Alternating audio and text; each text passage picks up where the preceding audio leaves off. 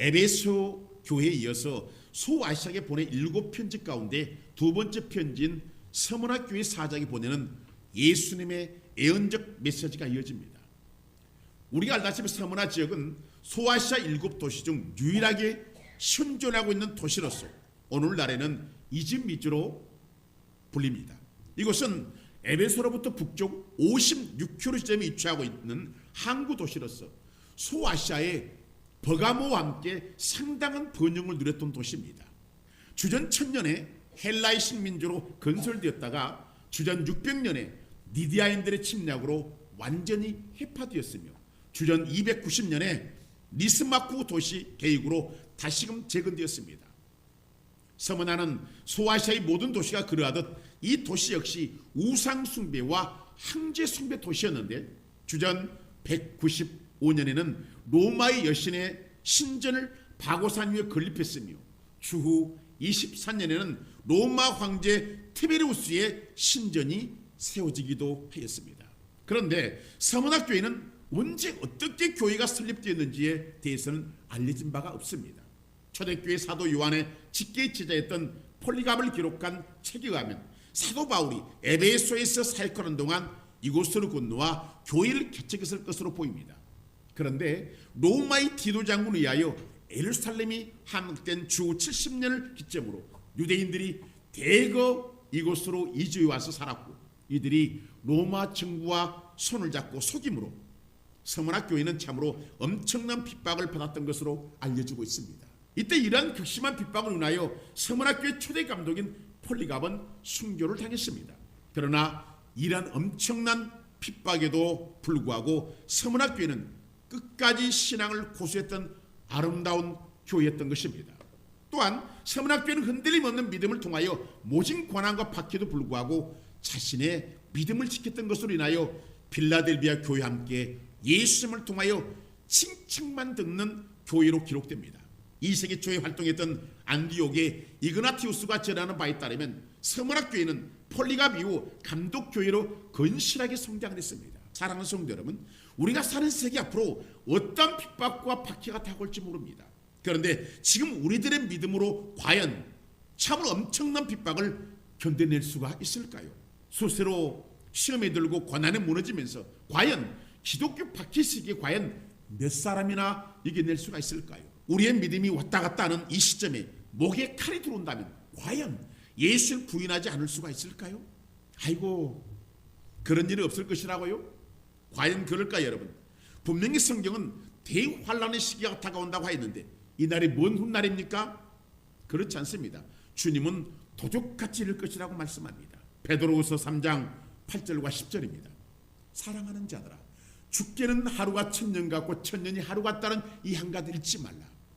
주의 약속은 어떤 이들이 더디다고 생각하는 것 같이 더딘 것이 아니라 오직 주께서는 너희를 대하여 오래 참으사 아무도 멸망하지 아니하고 다 회개하게 이르기를 원하시느니라.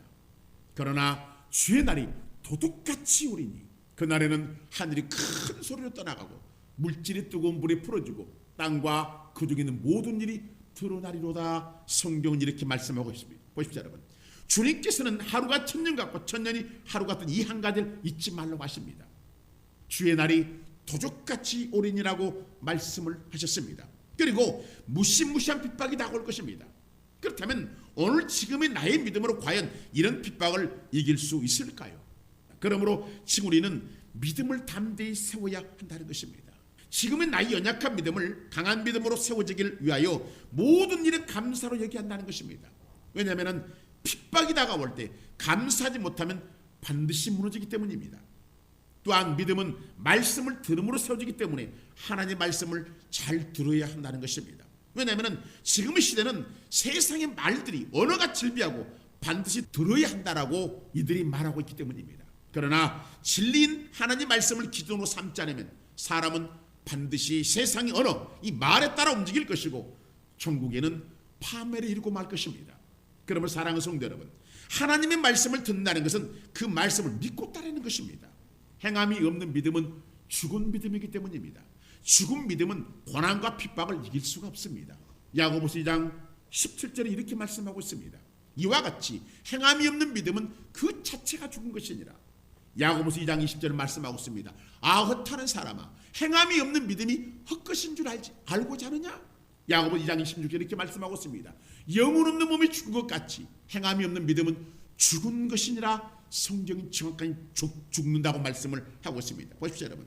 지금 우리는 부야물 떠나 자신의 믿음을 세우는 시간이 되어야 하는 것입니다. 믿음은 흔들리지 않는 모습입니다. 또한 환난과 핍박에서도 말과 행동은 변모되지 않는 모습인 것입니다. 그러므로 우리는 지금 이 시간 나의 믿음을 점검하고 무너진 진들 수축해 나가야 되는 것입니다. 자신이 어디서 잘 무너지는지, 어디에서 시험이 들고 믿음을 저버리는지, 돈 때문인지, 아니면 명예와 권력 때문인지, 아니면 자존심 때문인지를 잘 살펴봐야 한다는 것입니다. 행여 잘 무너진 곳이 있다면 나를 도우실 보혜자 성령님을 초청하시고 도움을 청해야 되는 것입니다. 왜냐하면 성령님이 도와주셔야만 자신의 믿음을 세울 수가 있기 때문입니다. 요한복음 14장 16절과 18절에 이렇게 말씀하고 있습니다.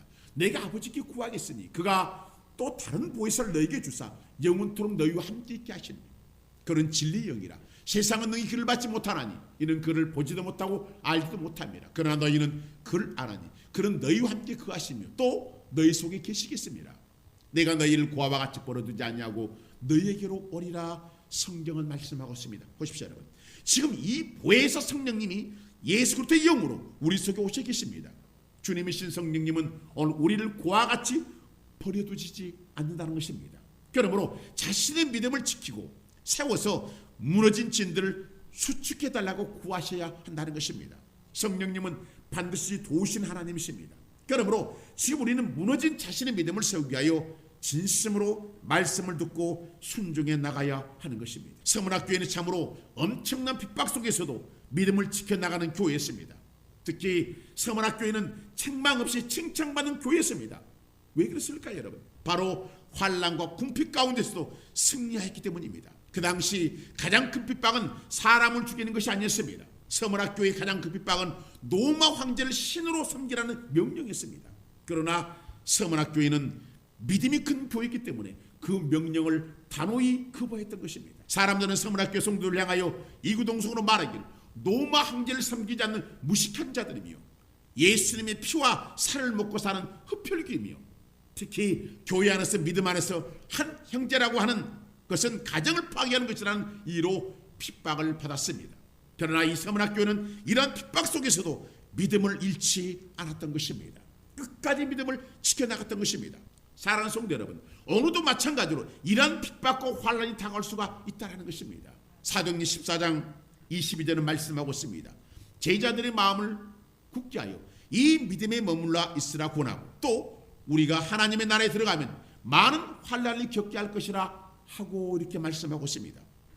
믿음은 환난을 이기는 무기가 되는 것입니다. 그러므로 자신의 믿음 지키기를 소원하고 지켜내야 하는 것입니다.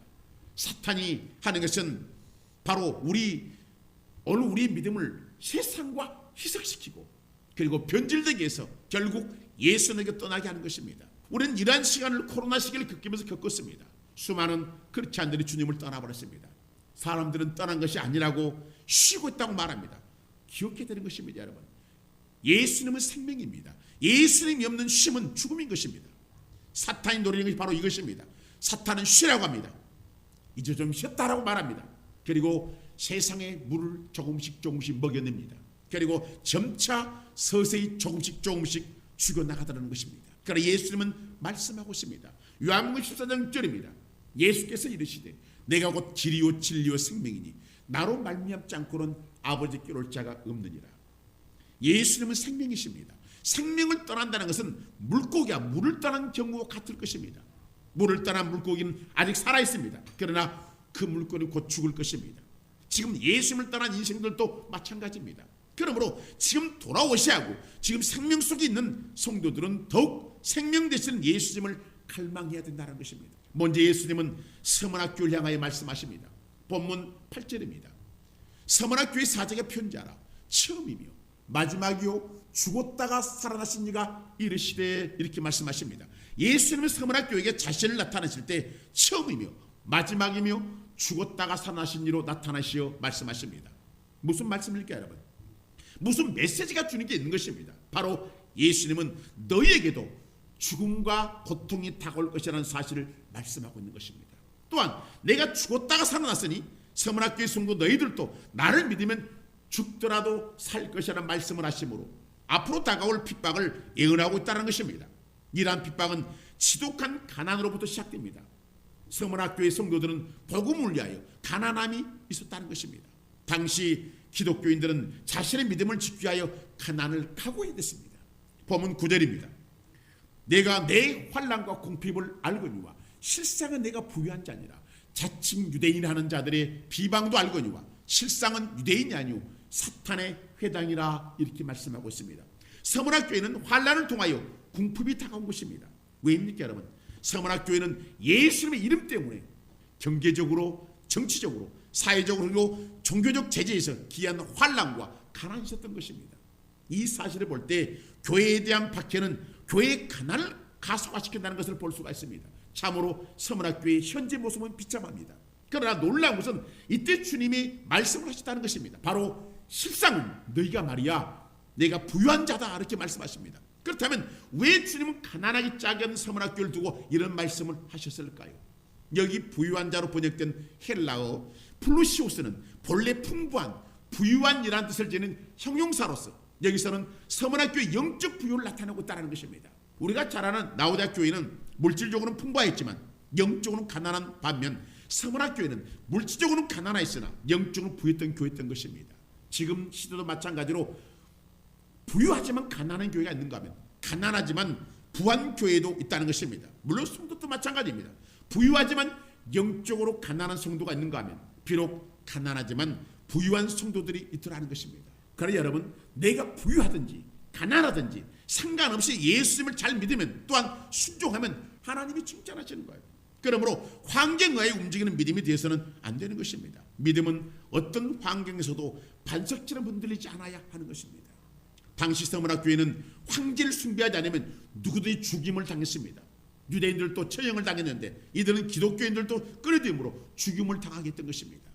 분명히 주님은 유대인들이 비방을 했지만 실상은 유대인들이 하는 것이 아니라 사탄이 조종했다라고 하십니다. 사실 유대인들은 주 70년 예루살렘 함락을 기점으로 서문나라 이주한 유대인의 집단입니다. 이들은 예수님을 십자가에 못 박아 죽이는 장본이기도 합니다. 이들은 서문나라 이주한 올 때부터 회당을 중심으로 한 강력한 세력을 형성하고 로마 정부와 함께 연합하여 교회를 대대적으로 핍박했습니다. 실제로 서문학교에 초대 감독이던 즉 목회자였던 폴리갑이 빌라델비아 성도 11명과 함께 화형당하던 주 155년에 유대인들이 그 자리에 있었던 것입니다. 그래서 주님은 이들의 회당은 사탄의 회당이라고 말씀하신 것입니다. 사랑하는 성도 여러분, 신앙생활하다 보면 여러모로 핍박을 당하기도 합니다. 가족들로부터 시작하여 직장에서도 사회생활에서도 불이익을 당할 수도 있습니다. 또한 교회 안에서도 봉사헌신하다 보면 시기도 당하고 미움도 당합니다. 또한 부당한 대우도 받기도 합니다. 그러나 이겨내야 된다는 것입니다. 도리어 사랑으로 품고 축복해주고 감사해야 되는 것입니다. 하나님은 이유 없이 고난당하게 하시지 않게 하시기 때문입니다. 반드시 하나님은 그 사람에게 은혜를 보여준다는 것입니다. 성경은 말씀하고 있습니다. 시편 23편 4절과 6절입니다. 내가 사망의 음침한 골짜기로 다닐지라도 해를 두려워하지 않을 것은 주께서 나와 함께 하십니다. 주의 지팡이와 막대기가 나를 안위하시나이다. 주께서 내 원수의 목전에서 내게 상을 차려주시고 기름을 내 머리에 부으셨으니 내 잔이 넘치나이다.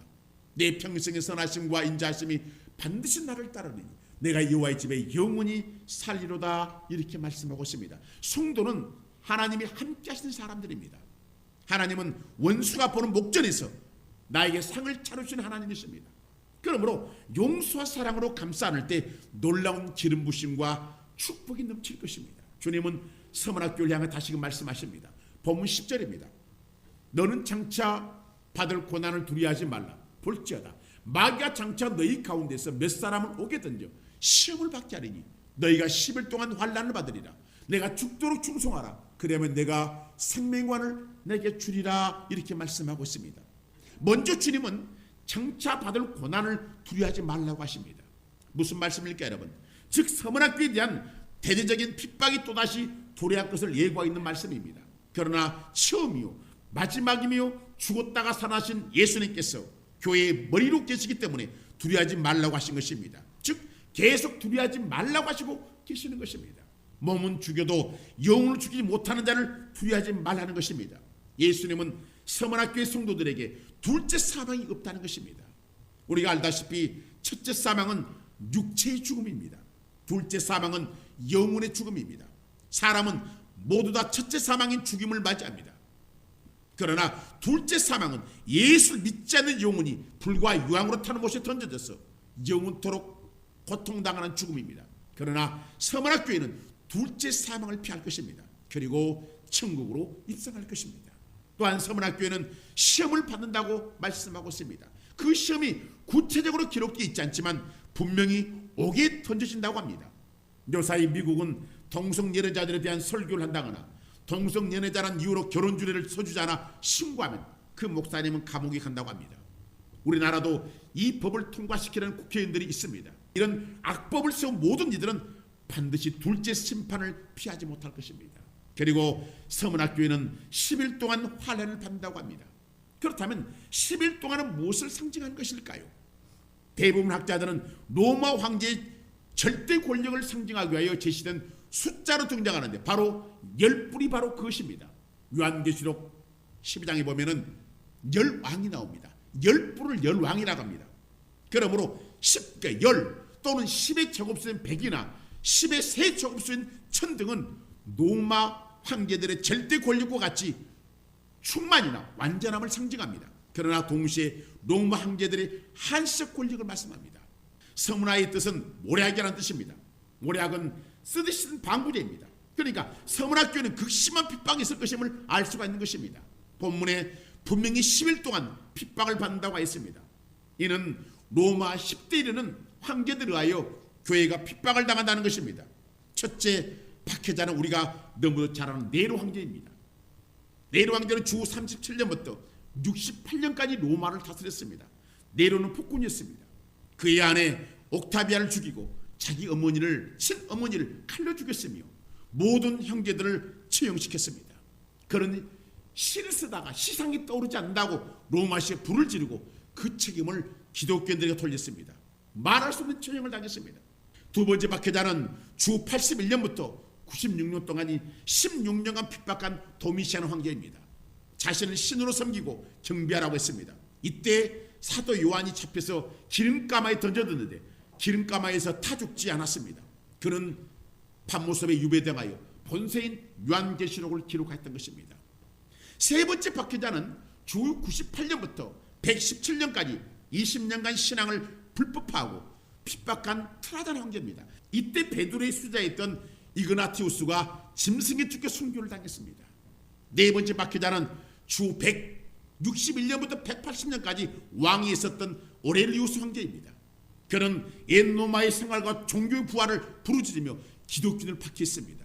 이 시기에 폴리갑과 숭기의 대명사라 불리는 나테로는 유스테노스이며 영어로는 저스틴이 숭배했습니다. 다섯 번째 박해자는 세티머스 세브러스 황제로 주 202년부터 211년까지 10년 동안 신앙 금지 칙령을 내리고 신학자 오리겐의 아버지 레오니데스를 처형시켜버렸습니다. 여섯 번째 박해자는 맥시무스 황제로 주 235년부터 237년까지 죄에 있으면서 기독교인들을 무더기로 처형하여 50명 60명씩 구덩이를 파갖고 거기다가 합장시키는 폭군이었습니다. 일곱 번째 박해자는 데시우스 황제입니다. 주 249년부터 253년까지 기독교 뿌리를 뽑아내겠다면서 취하게 핍박죄했습니다. 이런 엄청난 핍박죄지만 그는 일찍 죽었습니다. 여덟 번째 박해자는 발레시안 황제로 주 257년부터 260년까지 핍박했습니다. 열 번째 황제는 주 303년부터 312년까지 디오클레시안 황제입니다. 이 황제는 모든 성경을 압수하여 교회와 함께 불태워버렸습니다. 기독교인들을 로마에서 더 이상 찾아볼 수가 없었습니다. 이에 만족한 디오클레시안 황제는 기독교 박멸 성공비를 세웠다고 합니다. 그러나 그가 죽고 난 후 25년 만에 로마는 기독교 국가가 되어버렸습니다. 서문학교의 예언이 성취되었지만 기독교는 망하지 않았다는 것입니다. 이들은 핍박을 피하여 땅속으로 들어가 신앙을 지켜나갔던 것입니다. 여러분, 하나님 어떤 핍박에도 굴하지 않고 충성하여 이겨내면 생명의 면류관을 주신다고 하십니다. 이기는 사람들은 둘째 사망의 일을 받지 않는다고 하십니다. 여러분, 사랑하는 성도 여러분, 지금의 사탄은 노모와 황제들처럼 일하지 않습니다. 사탄은 반대로 막 보줍니다. 그리고 사탄은 조금씩 하나님 백성들을 하나님 곁으로 밀어냅니다. 떼어놓습니다. 그러므로 성도는 정신을 차리고 근신해야 한다는 것입니다. 서문학교의 성도들처럼 이겨내야 되는 것입니다. 성경은 성령께서 교회들에게 하시는 말씀을 들으라고 하십니다. 들을 때 믿고 의지하고 이겨낼 수가 있기 때문에 그런 것입니다. 사랑하는 성도 여러분, 오늘 우리는 어떤 말씀을 두고 살아갑니까? 기분이 좋은 말씀입니까? 아니면 내 인생에 답을 주는 말씀입니까? 여러분, 진짜 예수님을 사랑해야 됩니다. 진짜 예수님을 바라보지 않으면 우리는 절대로 내 인생을 내가 꿈꿀 수가 없는 것입니다. 예수님이 가장 중요한 것입니다. 예수님이었으면 안 됩니다. 서문학교회가 예수님 한 분을 통하여 정지적으로 비참함을 당했습니다. 누가 써주질 않습니다. 일이 넘늘어져도 기독교는 쓰지 않는 것입니다. 그들은 가난할 수밖에 없었습니다. 그러나 그 가난함을 이겨냈다는 거예요. 오늘 과연 우리 성도들이 이런 세상 핍박이 다가올 때 얼마나 여기서 견뎌낼 수가 있을까요? 엄마, 아버지 배고파요. 밥 좀 주세요. 먹을 거 주세요 할 때 아니다, 우리는 굶어 죽어야 된다. 핍박이 온다. 사탄의 표를 받아서는 안 된다. 엄마 배고파요, 아버지 배고파요 하면 여러분, 부모 가만히 있을 부모가 있겠습니까? 이때 많은 사람들이 주님을 버린단 말이에요. 이런 시기가 곧 다가온단 말이에요. 내일일지 오늘지 모르지만 그 시기가 곧 다가온다라는 거예요. 여러분, 이 말씀을 기억해야 됩니다. 서문학교회를 생각해 보십시오. 그런 엄청난 핍박이 나왔지만 이겨냈다라는 거예요. 오늘도 마찬가지로 이겨내야 됩니다. 믿음에 세워져야 됩니다. 하나님, 나에게 믿음을 주셔서 감사합니다. 이 믿음이 흔들림 없는 믿음이 되게 하시고 이 유혹에, 세상의 미혹에 흔들림이 없이 오직 주만 바라보고 나가는 내가 되게 해주시옵소서. 그리고 승리하여 생명의 관을 걷는 축복의 삶을 살 수 있도록 인도하여 주시옵소서. 기도하는 저와 여러분 되시기를 주님의 이름으로 축원합니다.